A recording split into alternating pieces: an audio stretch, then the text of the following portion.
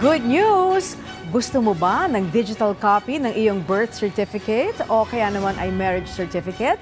Huwag na mag-alala dahil yan ang inilunsad na bagong programa ng Philippine Statistics Authority para sa ating mga kababayan. Kung paano ang proseso niyan, alamin natin sa Sentro ng Balita ni Clazel Pardilla live.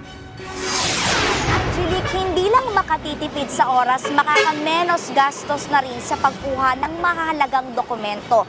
Simula kasi ngayong araw, online na ang pag-apply at pagkuha ng kopya ng mga birth certificate at iba pang civil registry documents mula sa Philippine Statistics Authority. Inilunsad na kasi ng PSA ang e-certificate service. Pwede nang mag-apply online at makakuha ng digital copy ng mga birth certificate, marriage certificate, death certificate at iba pang mahalagang dokumento. Puntahan lamang ang psahelpline.ph para mag-request. Sa loob lamang ng isang araw, makukuha na ang digital copy nito.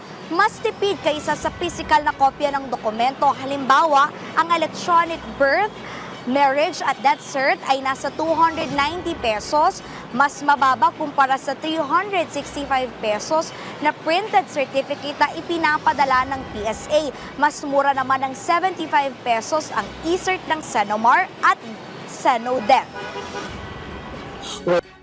Matipid sa oras because hindi ka na pupunta sa mga outlets physically, you don't have to line up, you don't have to commute.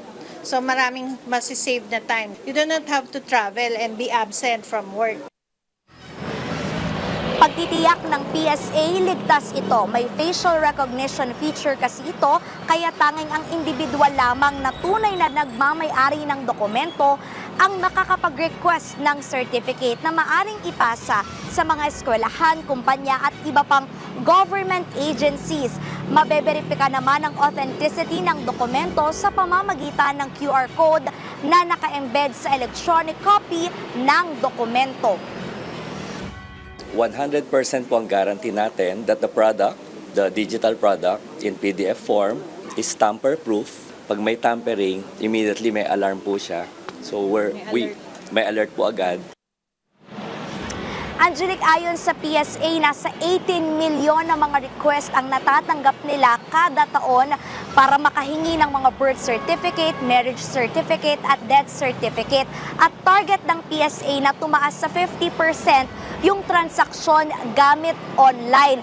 Ayon sa PSA, hindi lamang kasi tipid sa oras at pera, nababawasan din yung carbon footprint dahil nga hindi na kailangan bumiyahe at higit sa lahat, nakakabawas din sa paggamit ng papel. Ibig sabihin, environmentally friendly. Yan na muna ang pinakahuling balita. Balik dyan sa studio. Maraming salamat, Clazel Pardilla.